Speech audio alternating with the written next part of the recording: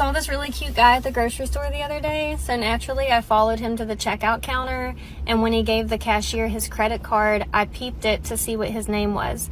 And then I Googled him and found his social media profiles, and I was able to tell that he was single. So I went through his friends list and I found his mother's page.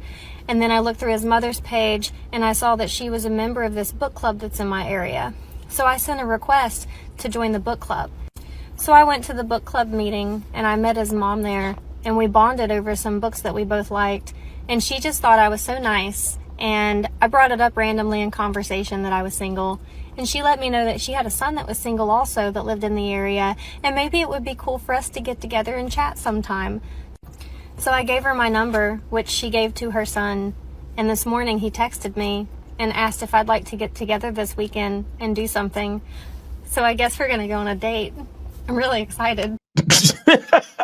Oh my God. Oh, jeez. Wow. I'm damn near speechless. There's a few things that I think guys can learn from this, because I could sit here all day and talk about how crazy this chick is. Fine. But again, what already is known doesn't necessarily need to be explained. Like, we know women are emotional. We know women are irrational. We know women can be sometimes crazy, especially when you put a woman's train of thought against logic. A lot of times she's going to end up looking crazy just because of the irrationality of emotion. You get what I'm saying? So we don't need to sit here and talk about that. But what I will do is I'll let you know as a man what you can learn from this and why you need to focus on your masculine identity and being authentically who you are and embracing authentically who you are. All right.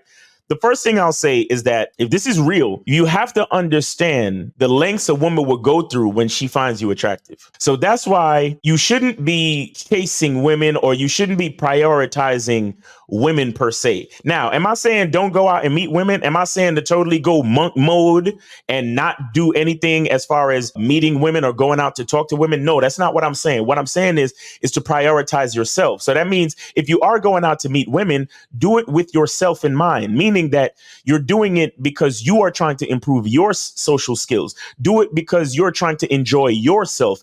Do it because you have a personal interest in going out to talk to women, not because you just prioritize women, but because you're going out to find something desirable for yourself as a man. So that means you're going out to attract the right type of woman for you. You're going out to attract a compatible type of woman for you. And the way to do that is to be authentically yourself, to prioritize who you are as a man, to lean into your masculine identity. Okay. So what does that mean? That means to embrace who you are as a man, embrace all the different specific things about you as an individual and as a man, and live your life accordingly. Getting back to this crazy female, let's understand that we have to stay focused. We need to stay focused on ourselves. Check this out. The reason why I talk about masculine identity all the time is because I understand something, that when you take out your identity card, the information on your identity card, guys, is stuff that you know. OK, it's not what you think. It's not what you believe. It is what you know. That means it's a fact. That means it's concrete. That means it's foundational. That means it's constant. It's consistent. The information on your card should reflect who you are, right? So your address, your height, your race, the color of your eyes, your date of birth. You see what I'm saying? This type of information is consistent information that is foundational, that doesn't really change. You understand what I'm saying? And so we should understand who we are as men in the same way. Now, what happens is that if one day you take out your ID card and something is wrong with the information, or the information isn't right, you know you have to get your ID card updated, right? Because all the information on your identity needs to be in line with who you truly are, right? So you don't want to have an outdated ID card. So you make sure you go down to the DMV or wherever and you get it updated to make sure that all the information in lines with who you actually are. You get what I'm saying? Now, the reason why this is important is because when you are developing your masculine identity, you have to make sure that your life, your lifestyle, the people in your life, the places that you go, the way you dress, the way you talk, the way you carry yourself, all these things are in line with the man that you actually are, giving you an air and an energy of authenticity. Okay. Now, what that does is it helps you to filter out bullshit people and bullshit situations, fake people and fake situations. Now, the reason why I'm talking about that in reference to this video and what this woman said in the video is because this is one of the only ways that you could possibly filter out a scamming ass woman like this who did all this underhanded, disingenuous stuff to find her way into your life. And how would that work, right? How would that work is that, again, you're focused on yourself. You're focused on making sure that everything about you is authentic with the man that you truly are. And what begins to happen is that fake people show themselves. You understand?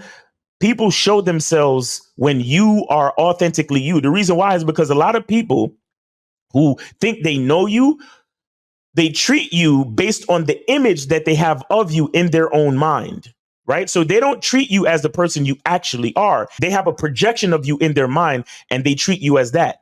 But what happens is that sometimes you fall in line with that projection and then they treat you as such. But what happens is that as you grow, as you develop your masculine identity and become more authentically you, you start to deviate from whoever they thought you were in their projection. And then they start to see the real you. And then they have to make a choice. Am I down to accept this man for who he truly is? Or am I just going to cut and run? You understand? And it's better for you to be authentically you and have the people that are not really down for you cut and run than to try to stay around and just play with the projection of you that they have in your mind. You understand? Now, in this particular situation in the video, this woman thought this guy was cute, but that's all she really knew about him. When she actually goes on this date, she's going to meet the real him. You understand? And then she's going to have to make a choice on whether she wants to stay or try to develop some type of relationship and be a part of his life, or she's just going to be like, forget it. He's not what I thought he was. You see what I'm saying? So what I'm saying is through all the scamming and all of her underhanded stuff that she did and meeting his mother and doing all of this stuff and, you know, scoping his credit card and all that other nonsense, what can possibly save you, even when somebody's trying to scam you, is you being authentic, because your authenticity is going to shine a light on anybody who is bringing darkness to your life. You see what I'm saying? Your authenticity shines that light. The more authentic you are, the brighter you shine. And so people who are trying to bring darkness or shade into your life will be revealed. Okay. Now, that's the best defense I could tell you when it comes to this type of scamming. Now, you got some people who are really good scammers, right? They can find their way into your life. Now, here's the next part of developing your masculine identity. You have to vet. You have to vet these women especially, but you really should be vetting everyone in your life. And let me tell you something about the vetting process. The vetting process is a never ending process, right? You're always vetting.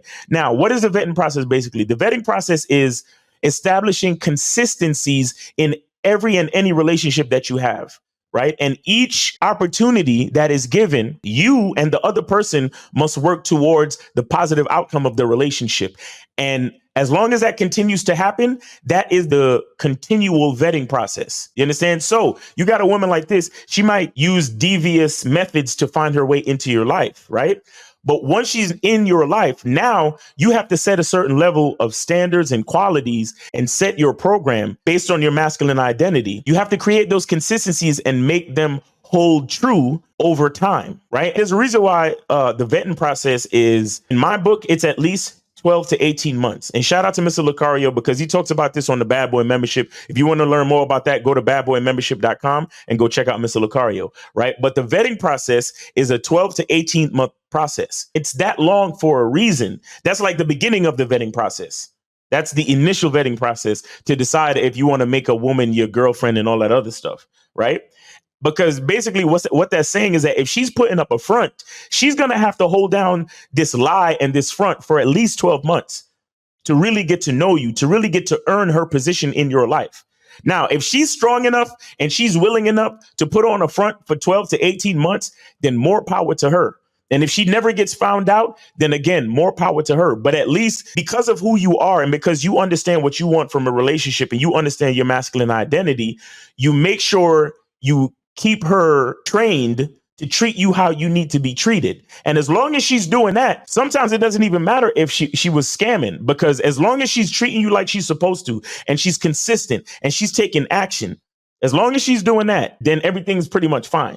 You get what I'm saying? So we have to understand how important having a masculine identity is. We have to understand how the vetting process works. We have to understand consistency in character. We have to understand embracing who we are so we can filter out the bullshit.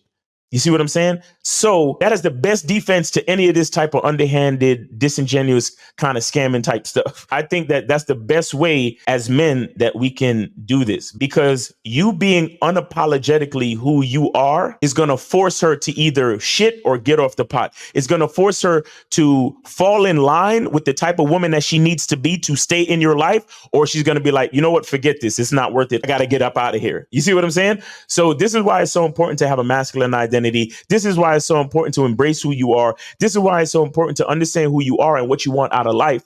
So you're going to set certain standards of quality and excellency to maintain your masculine identity. All right. So it's your boy, Miles Cunningham. Hope you got something from this video. Hope you're having a great day. Be good to yourself. And remember, the truth is inside you. Peace.